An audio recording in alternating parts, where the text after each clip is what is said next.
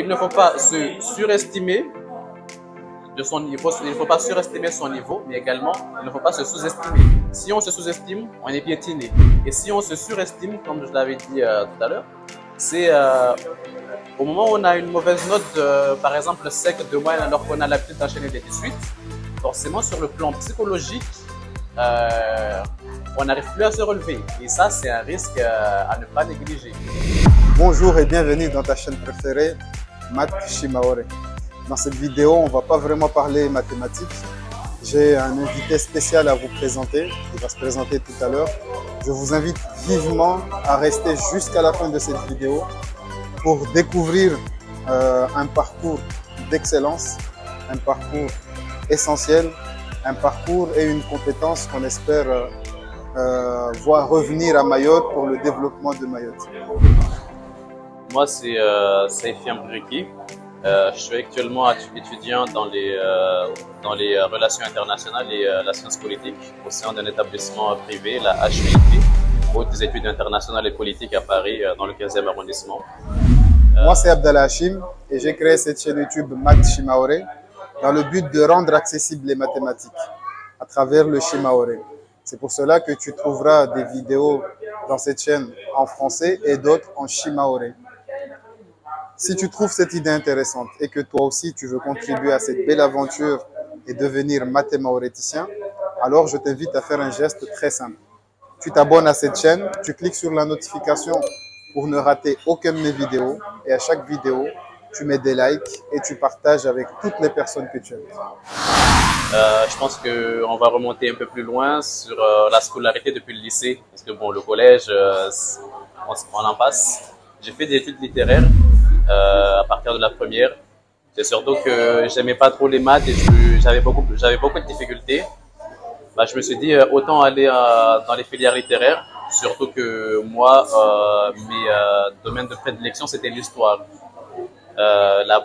Sur cette matière, je pouvais ne pas réviser à avoir la moyenne parce que j'avais la méthodologie et en même temps, je prenais aussi de l'avance en regardant, en feuilletant mon manuel quotidiennement. Arrivé en terminale, le choix de l'orientation, j'ai décidé de prendre l'histoire en premier choix parce que je voulais pas me déconnecter directement de l'histoire du lycée. Je voulais faire de la continuité. Je savais que j'allais souffrir arriver dans le supérieur, mais je voulais pas souffrir en prenant une autre matière. Et il s'est passé qu'à 2 semaines de valider mon choix, j'ai vu la science politique.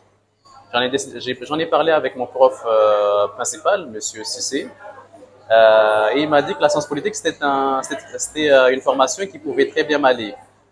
J'ai décidé de faire des recherches sur la science politique et j'ai vu que ça concernait les grandes écoles. Et c'est à partir de là que j'ai su qu'il y avait des grandes écoles qui existaient. Donc, j'ai décidé de faire un choix, de prendre l'histoire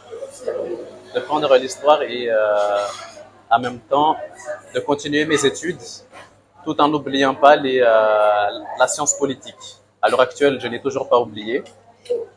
C'est toujours dans ma tête et je prévois de l'intégrer ou si je ne l'intègre pas, j'intégrerai l'INSP. Donc, en terminale, je dirais que vu qu'on n'a pas forcément eu d'informations sur les grandes écoles, parce que moi, j'aurais sauté sur l'occasion si on m'avait informé depuis le début. Vu qu'on n'a pas eu d'informations suffisantes là-dessus, bah, j'ai décidé de rester en histoire. Arrivé en première année d'histoire, effectivement, ça a été très très dur, vu que le rythme qui a été imposé en histoire antique, histoire médiévale, moderne et contemporaine, c'était vraiment très très rapide. Le temps que j'écrive, le prof il était déjà au grand 2 du chapitre. Il m'a fallu 2 semaines pour m'adapter. Et à partir de là, j'ai pu suivre des cours, on va dire, normalement. J'ai validé l'année avec une moyenne de 10. Certes, c'était juste, mais c'était insuffisant pour moi. En deuxième année, il y a des dispositions qui ont été prises. J'ai décidé de me relancer, d'attaquer l'année avec la motivation et les objectifs en tête. Sauf que il y a eu la Covid qui est entrée en jeu. Et la période Covid, justement, a complètement bouleversé mes plans, mes projets surtout. Parce que déjà, d'une part, suivre des cours à distanciel et alterner cours hybrides, présence et maison, et en même temps, rattraper les cours le soir à 20h jusqu'à 3h du matin, ce n'était pas évident. Donc forcément, le décrochage était constant. Surtout que j'avais eu la Covid, ce qui n'a pas arrangé les choses.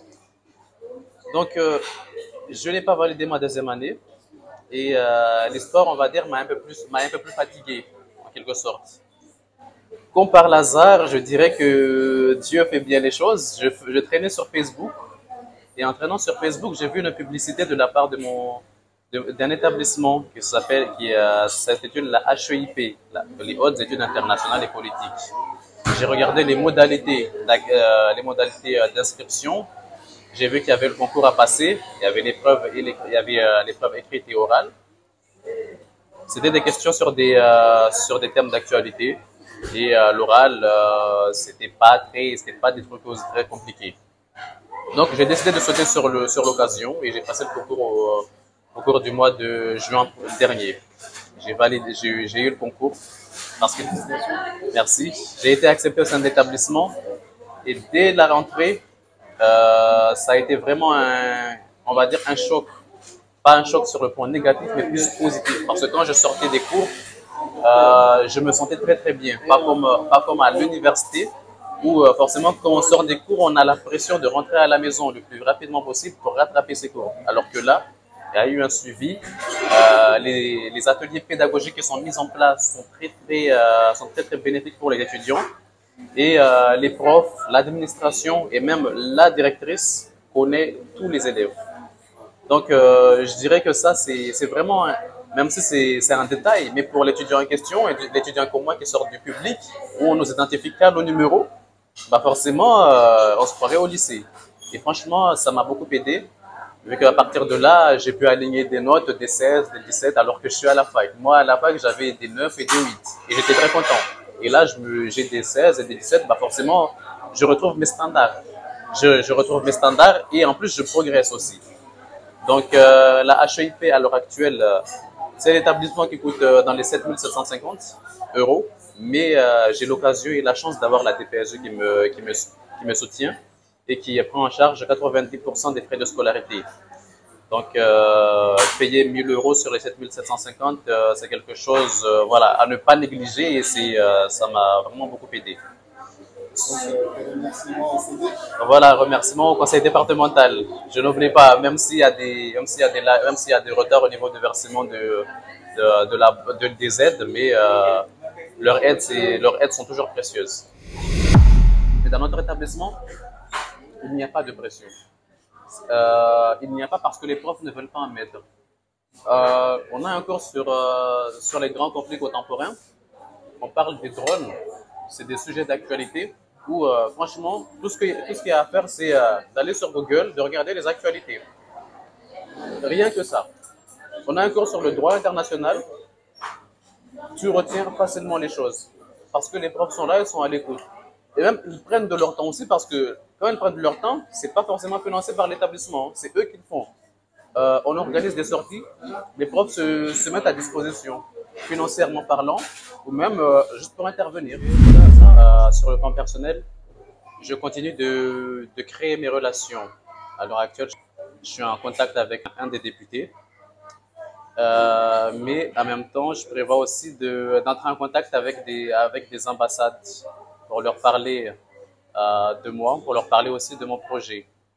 Ça s'est facilité grâce à mon école, la HEIP.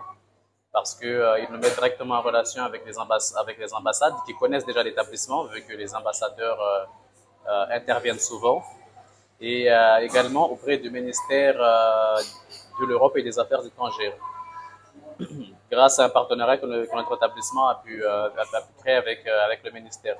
Comme ça, les étudiants qui proviennent de notre établissement ont un accès privilégié aux stages et à la découverte de l'Union européenne, des institutions européennes.